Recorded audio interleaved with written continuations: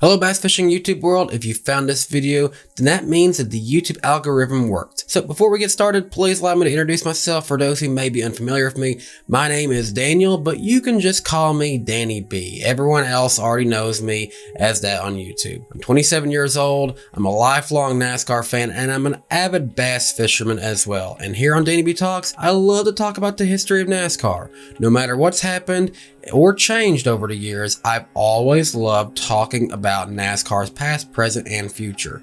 But in addition to my love of NASCAR, I love the sport of bass fishing, and I do it as much as I can from a competition standpoint that I can manage as a BFL co-angler and a kayak bass fisherman. Whether it's the Bassmasters, the glory days of FLW, now modern day Major League Fishing, or many of the other major fishing tournament leagues in history and in the modern day, whether in a bass boat or a kayak, there is such a rich and vast history in this great sport.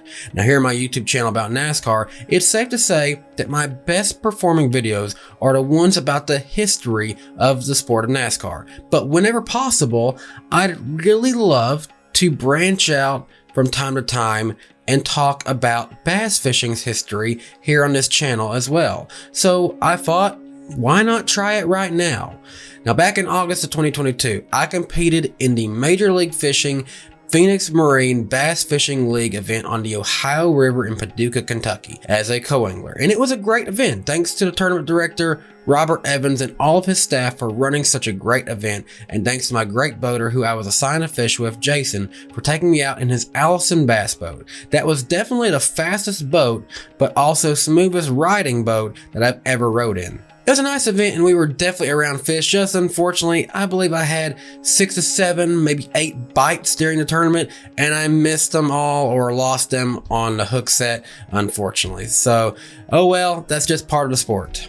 Maybe I'll come back up and fish again with the Illinois division next year if things work out. But for now, my season of fishing in the BFLs is set to start on March 11th in the Music City division as I go for a full season as a co-angler. I had not fished in the BFLs since 2017 when it was still owned by FLW, when I last fished over in East Tennessee's volunteer division.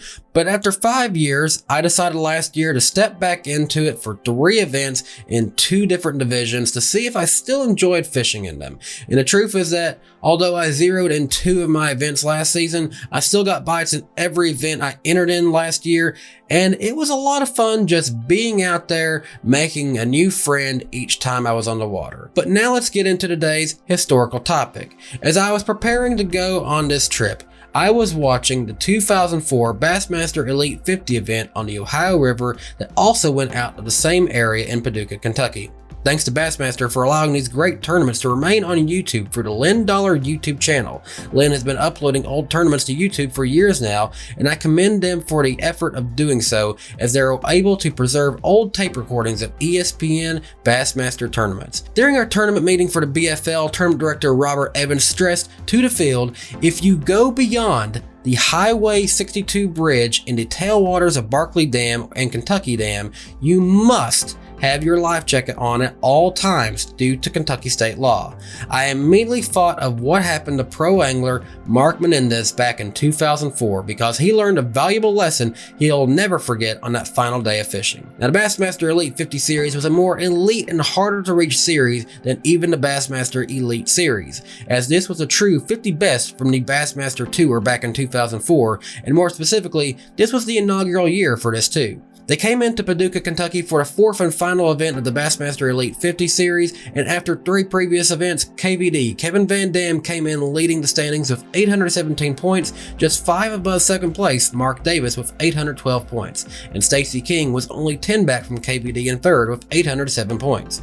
However, when KVD got out there in that current on the Cumberland River, he put on a smallmouth clinic after a few days and stretched out that close points race, and Mark Davis struggled so much that he fell out of the top top 6. KVD went to the lead with 1,112 points, and the new second place man was old Hack Attack, Greg Hackney, with 1,065 points. Essentially, KVD proves why he is and always will be one of the greatest of all time in bass fishing. KVD went on to win the $150,000 bonus that came with being the inaugural 2004 Bassmaster Elite 50 Series champion, but while the points race for the Elite 50 Series was locked up on day 3, there was still a battle for second between Stacy King, Alton Jones Sr., and Greg Hackney, all within 5 points of each other, and that's still a big payday in and of itself. And the tournament itself was not over. There's still a lot of money in the line as the anglers took off and went in their own direction to where they believed they could catch the best bass that day. They could go up the Tennessee River, they could go up the Cumberland River, and while they couldn't lock up to Kentucky and Berkeley Lakes,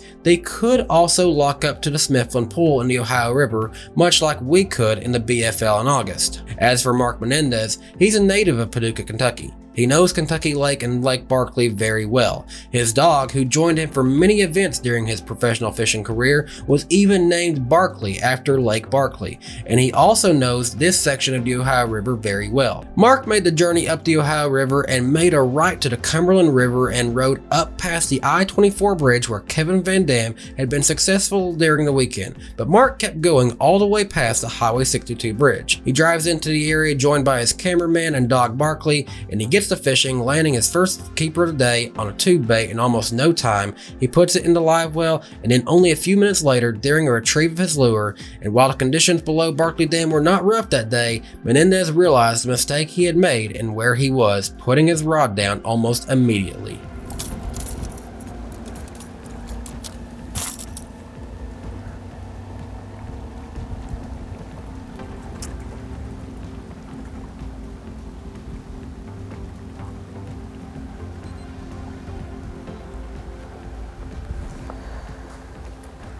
Kentucky law states that above that bridge, you are to wear your life jacket.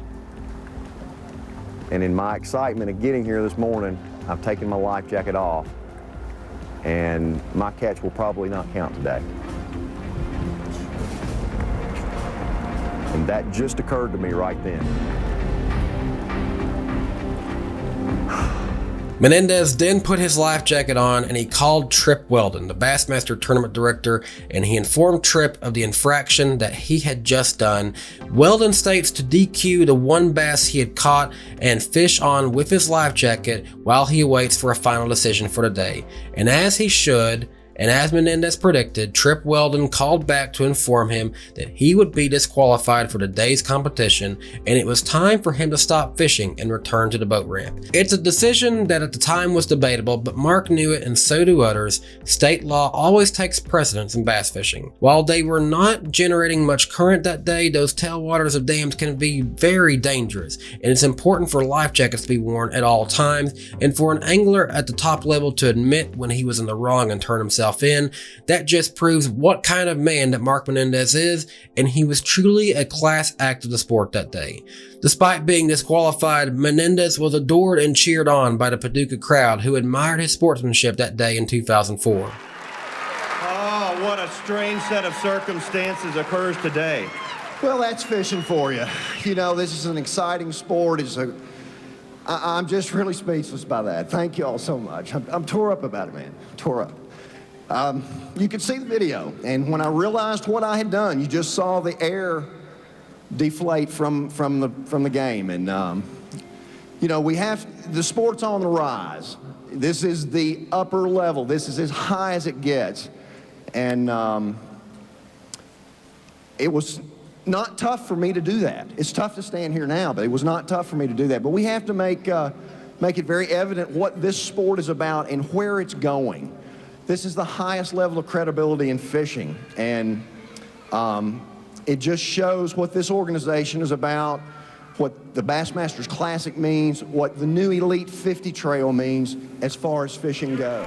I know it's a mistake that taught Mark Menendez a lesson he'll never forget for the rest of his life and his professional fishing career, and it's a lesson that every competitive bass angler can learn from, no matter your skill level. Always be aware of local state and federal laws when navigating waterways. Not only is it for your safety, But it is just that, the law. Mark knew he was in the wrong that day, but he used it as a lesson for others. Thanks for watching this video from DannyBTalks. Let me know what you thought of this down in the comments section. If you enjoy content like this and want to see more of it, please be sure to leave a like on the video so that YouTube knows to suggest my future bass fishing history videos to you and others. And also be sure to hit subscribe so that you never miss another video from my channel. If enough of y'all really like this, then I might just have to do more of these bass fishing style historical research videos in the future. However, if you do enjoy videos like this and want to see more of them for the sport of NASCAR, then you'll definitely want to hit subscribe to DannyBTalks, as we will 100% be keeping videos like those on the channel in the future. That's all for now. Thanks so much for stopping by, and be sure to follow Bassmaster for all the latest in bass fishing's top levels of competition. And until next time, I hope you have a great day. Bye guys. Hey everyone, thanks for watching this video from DannyBTalks. If you enjoyed this video, leave a like on the video, and if you're new here, subscribe to the channel. You might like all the other videos here on this YouTube channel. I talk about all things NASCAR, past, present, and future. Until next time, have a great day. Bye guys.